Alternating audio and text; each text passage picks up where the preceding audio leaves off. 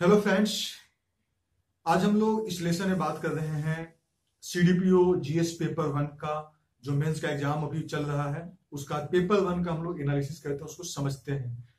Paper one जो है GS paper one वो बीपीएससी का जो सिविल सर्विसेज का जो पेपर होता है बिल्कुल उसी की जैसा है। सीडीपीओ का भी सेम पेपर है।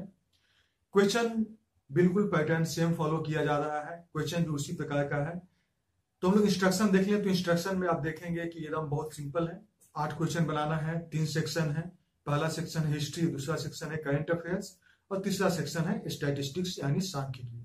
तीन तीन, पहला सेक्शन से 3 क्वेश्चन, दूसरा सेक्शन से 3 क्वेश्चन और तीसरा सेक्शन से 2 क्वेश्चन। इस प्रकार 8 क्वेश्चन बनाना है और बाकी सभी का जो है 38 नंबर का है। लेकिन अगर स्टैट की बात करें तो स्टैट का जो क्वेश्चन रहता है वो हो जाता है 36 नंबर का। तो इस चीज को आपको ध्यान रखना है कि स्टैट 36 नंबर का होता है और उसके अलावा जो बाकी जो 6 क्वेश्चन हुए उस सभी के सभी जो होते हैं वो 38 नंबर का होते हैं। तो चलिए हम लोग पहला क्वेश्चन को देखते हैं। पहला क्वेश्चन क्या है? Santhal Hul began in 1855। The core of the movement was economic, the basic cause of uprising was agrarian discontent, elucidate. मतलब संथाल हुल यानी संथाल विद्रोह, हुल यानी विद्रोह कर सकते। संथाल विद्रोह की शुरुआत 1855 में हुई। आंदोलन का मूल आर्थिक था।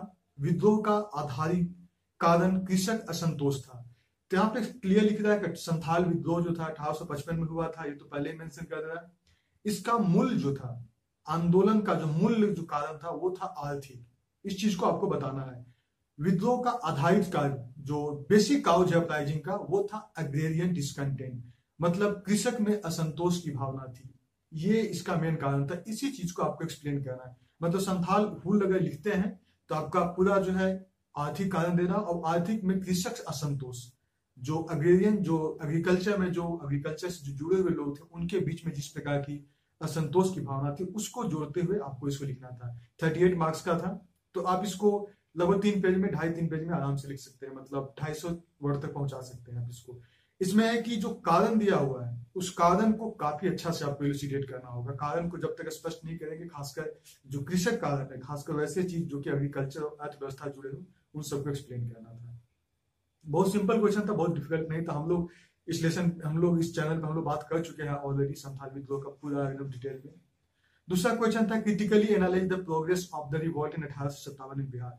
बिहार में 1857 के विद्रोह की प्रगति का आलोचनात्मक विश्लेषण करें।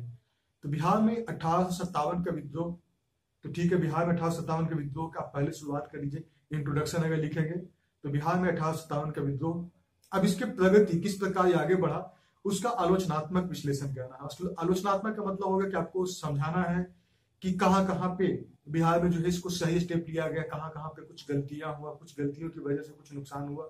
तो मतलब एक आलोचनात्मक ढंग से उसको आप अच्छा स्पष्ट करते हुए, ये बिल्कुल है कि ये आप स्टोरी लाइन की तरह आप इसको लिख सकते हैं। Critically analyse the progress, movement किस प्रकार बिहार में आगे बढ़ा उसको आपको लिखना था आलोचनात्मक। तीसरा देखिए, evaluate the Mahatma Gandhi taking into the account Champaran Satyagraha in particular.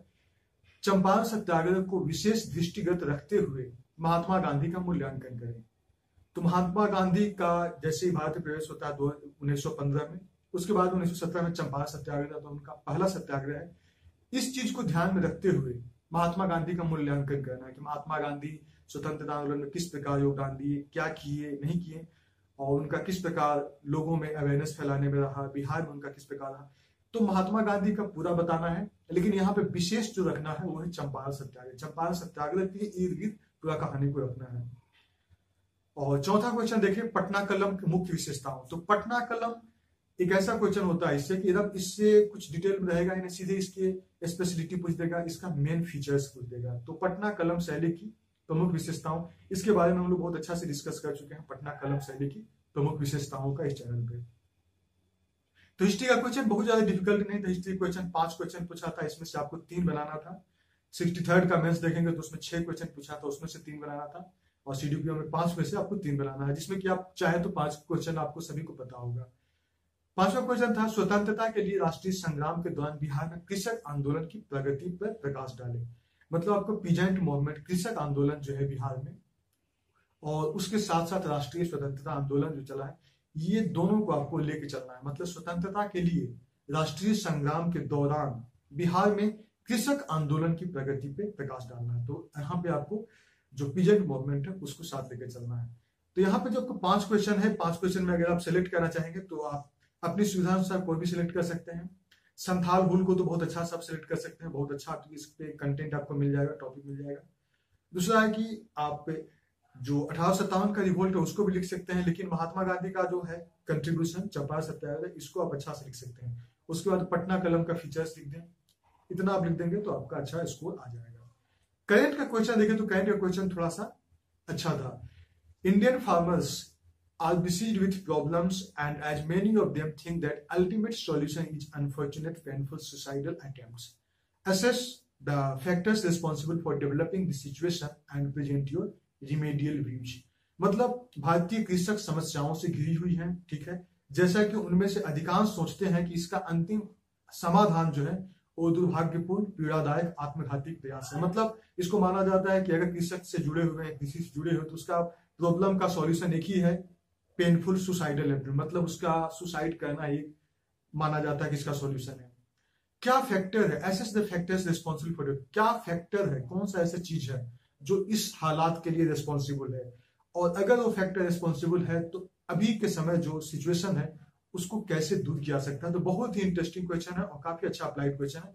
अभी जो रिसेंटली देखे होंगे बहुत सारे किसान मूवमेंट हुए हैं, उस किसान मूवमेंट का क्या मकसद रहा, क्यों मूवमेंट हो रही है, उनके बीच में क्यों अविश्वास हो गया है, क्यों डिसकंटेंट है, तो इन सारी चीजों को लेकर आप बहुत अच्छा इस पर लिख सकते हैं। बिल्कुल करंट अप्लाइड है, जीएस के साथ साथ ये आपको पूरा जो करंट जो इश्यूज है उसको रिलेट करके आप लिख सकते हैं। मतलब आपका जीएस भी हो गया, जो कि इकोनॉमिक ज्योग्राफी में एग्रीकल्चर सेक्शन में पढ़ते हैं, उसके साथ साथ करंट इशू है। तो भारतीय कृषक समस्याओं से घिरा हुआ है, जैसा कि उनमें से अधिकांश सोचते हैं कि इनका अंतिम समाधान दुर्भाग्यपूर्ण, पीड़ादायक, आत्मघाती प्रयास है। इस परिस्थिति के विकसित होने के लिए उत्तरदायी कारकों का मूल्यांकन करें और अपना निदानात्मक दृष्टिकोण प्रस्तुत करें। मतलब आप अपनी तरफ से क्या चाहते हैं कि क्या इसको, मतलब योर रिमोडियल व्यूज है, मतलब आपका क्या व्यू है, कैसे आप इसको दूर कर सकते हैं। तो बहुत ही इंटरेस्टिंग क्वेश्चन था। 7वां देखें, Bihar is a rich state regarding its human resources in spite of that its contribution in national international games competition is insignificant. Discuss the reasons behind this and bring out the suggestion to improve this situation.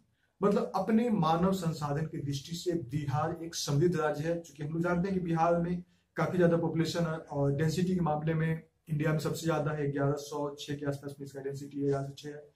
तो density में के मामले में number 1 है पूरा India में। तो यहाँ पे हमारे पास जो है मानव संसाधन बहुत अच्छा है, फिर भी राष्ट्रीय और अंतर्राष्ट्रीय खेल में हमारा प्रदर्शन क्यों नहीं होता है, नगण्य क्यों है, इसके कारण को बताइए। क्यों हमारा अंतर्राष्ट्रीय खेल में प्रदर्शन नहीं रहा, राष्ट्रीय या अंतर्राष्ट्रीय खेल में बहुत छोटे छोटे राज्यों से देखते होंगे बहुत अच्छा स्पोर्ट्स में काफी स्पोर्ट्स एक्टिविटी भी करते हैं, लेकिन हमारे यहाँ क्यों नहीं हो पाती है, इसके कारण को आपको बताना है।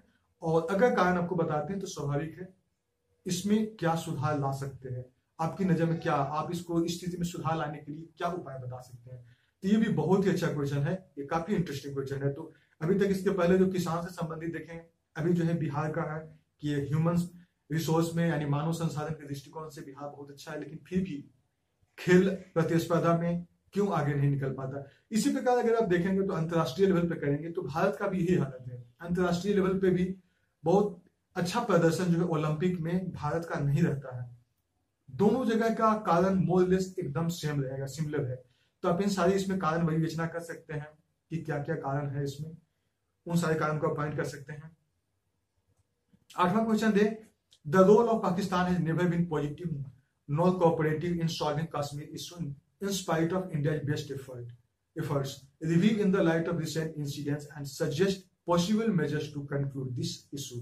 भारत के सर्वश्रेष्ठ प्रयास के बावजूद भी कश्मीर मुद्दा को सुलझाने में पाकिस्तान की भूमिका कभी भी सकारात्मक नहीं रही है और न ही सहयोगात्मक रही है।